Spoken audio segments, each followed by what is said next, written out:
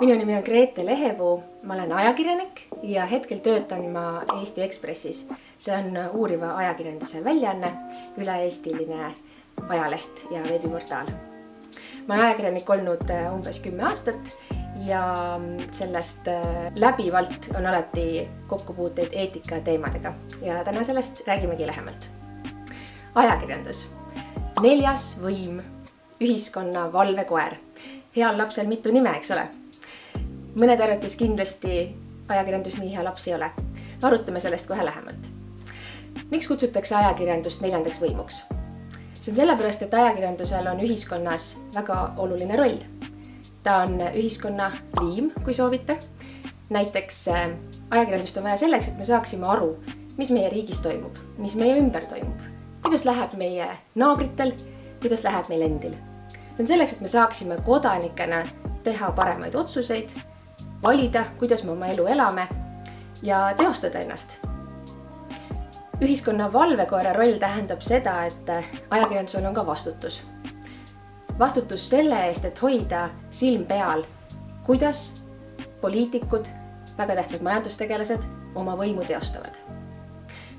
Me seisame demokraatlikus riigis selle eest, et meil oleks kõigil vaba võimalus otsustada. Võimalus minna tööle, sinna kuhu me tahame, rääkida sellest, mida me tahame. Ja meil on ühiskonnas kokku lepitud ka mingisugused piirid, mille raames tegutseda. Vabadused ei ole kunagi ju absoluutsed. Ühed neist piiridest on kindlasti seadused. No sellega on lihtne. On paragrahv, on reegel ja kui sa selle reegli vastu eksid, siis järgneb karistus. Aga on ka teistsugused piirid. Need on näiteks normid, need on mingisugused väärtused, milles me oleme kokku leppinud. See on see, mida me teame, et kuidas käitutakse ja kuidas ei käituta. Need on asjad, mida ei ole seadustesse kuskile kirja pandud ja need on asjad, mis tegelikult ajas muutuvad. Need on asjad, mille üle vabas riigis, demokraatlikus riigis, näiteks politsei arvet ei pea. Ja kuigi meil on riigis loodetavasti võrdselt vabadusi, siis mõnel kodanikul paraku on rohkem võimalusi kui teistel. Me ei ole paraku kõik päris võrdsed. Mõni sünnib rikkamasse perre, mõni on edukam ettevõtja ja saavutab nii rikkuse. Ja loomulikult on meil valimised. Kõrgeima võimukandja on loomulikult rahvas. Nii ütleb ka meie põhiseadus. Aga me läheme ju valimistele. Me otsustame, milline poliitik väärib meie häält, millise poliitiku mõtted ja plaanid meie riigiga meile kõige rohkem meeldivad ja me ütleme talle, mine otsusta, mine tegutse minu eest. Ma usaldan sind. Niisiis, alati on riigis neid, kellel on rohkem otsustusõigust, rohkem võimu. Ja siin tulebki mängu ajakirjandus. Ajakirjanduse väga suur vastutus ja kohustus vabas ühiskonnas on jälgida, et mitte keegi ei kasutaks oma võimu ebaausalt, ebavõrdselt, ei teeks teistele liiga. Ajakirjandus peab küsima raskeid küsimusi, peab hoidma silma peal ja peab vajadusel tegema häält, haukuma. Me rääkisime juba poliitikutest ja ma mainisin ka näiteks ettevõtjaid. Need on inimesed, kellel ongi ühiskonnas rohkem võimalusi, mida teha rohkem võimu. Me kutsume neid inimesi ajakirjanduses avaliku elu tegelasteks. Ja üks kokkulepitud mängureegel ongi see, et neil on kohustus anda ka aru, mida nad teevad.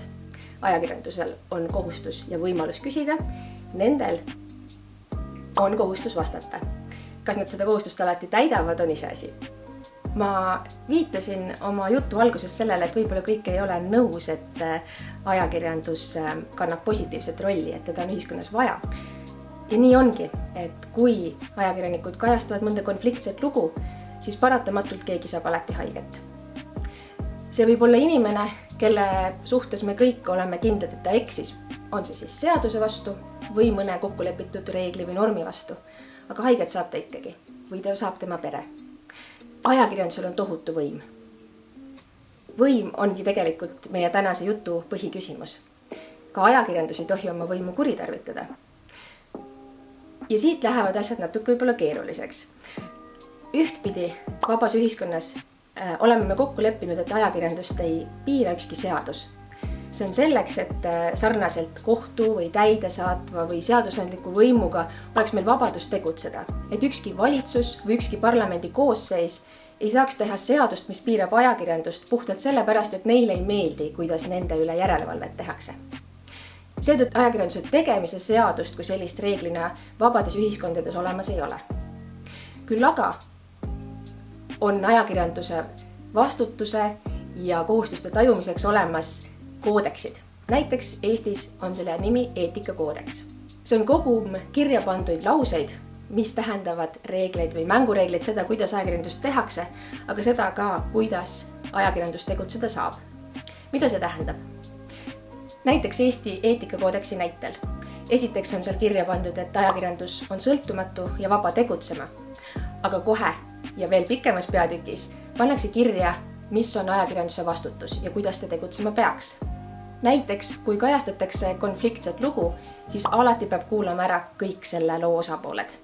Alaealisi lapsi ei tohi ilma nende vanemate loata kajastada. Faktid ja arvamused peavad olema selgelt eristatud.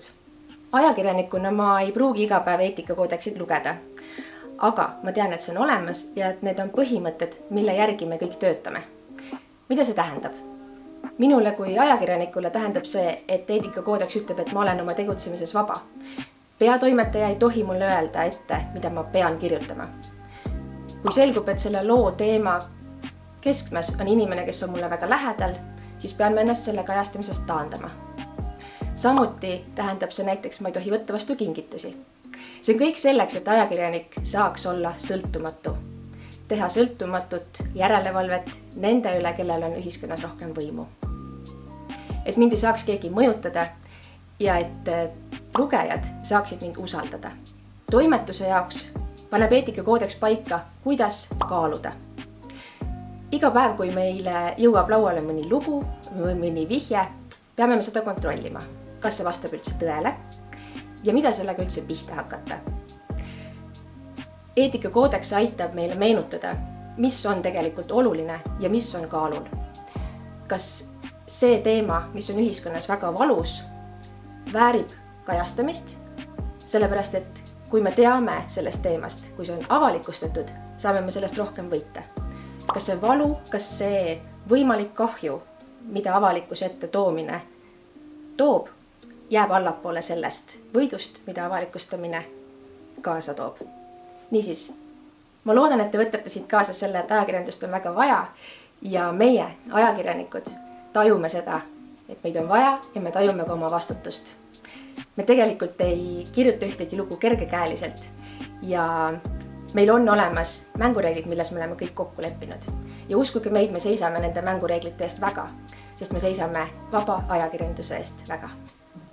Ma annan teile kaasa ka mõned ülesanded. Te saate ennast panna ajakirjaniku rolli. Pärast selle video üle mõtlemist ma soovitan teil otsida üles mõne riigi eetikakoodeks, kas või näiteks Eesti oma. Lugege seda. Ja seejärel soovitan ma teil võtta ette dilemma ülesanded, mille ma teie jaoks valmis panin. Need ei ole võib-olla igapäevased raskused, millega me kokku puutume, aga need on väga võimalikud. Lugege seda olukorda, pange ennast ajakirjaniku kingadesse ja mõelge, kuidas teie käituksite.